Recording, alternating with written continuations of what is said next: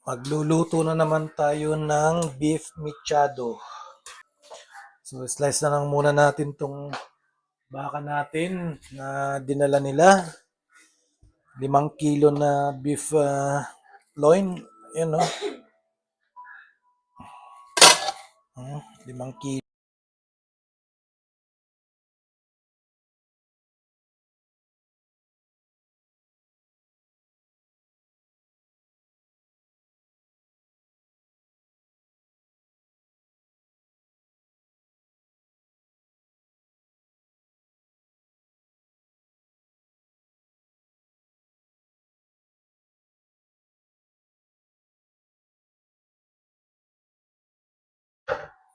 Hugasan na natin siya ng maayos, malinis.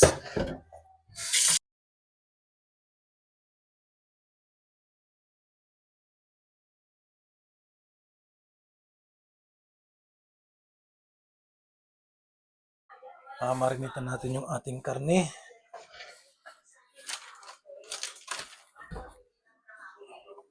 Ayoko maglagay ng asin. Gusto ko yung patis.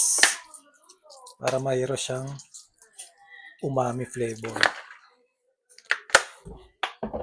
Tapos lalagyan ko lang siya ng soy sauce.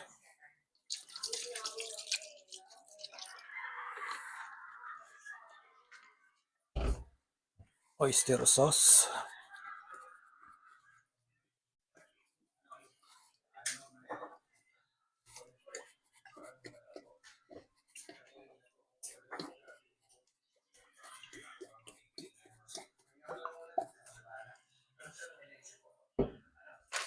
Tapos paminta.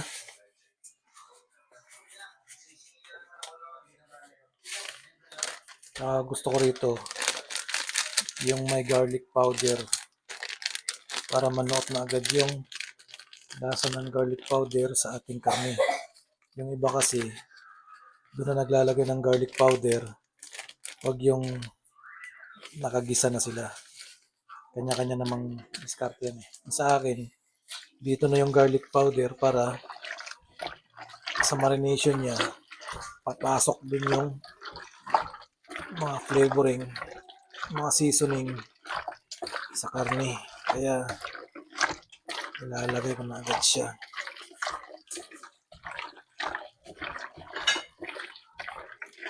Ayan.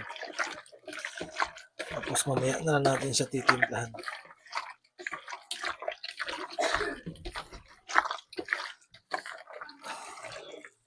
Garlic powder kasi isa sa dagdag rin ng pampalasa, tapos yung aroma.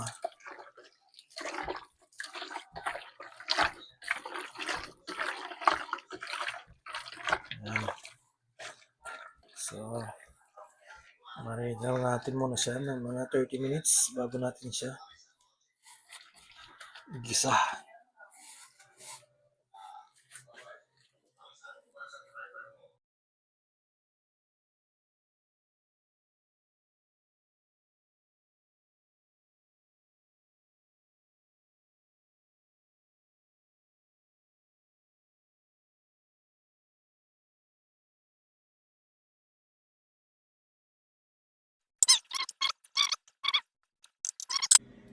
Ito lang pala yung mga pangtimpla ko.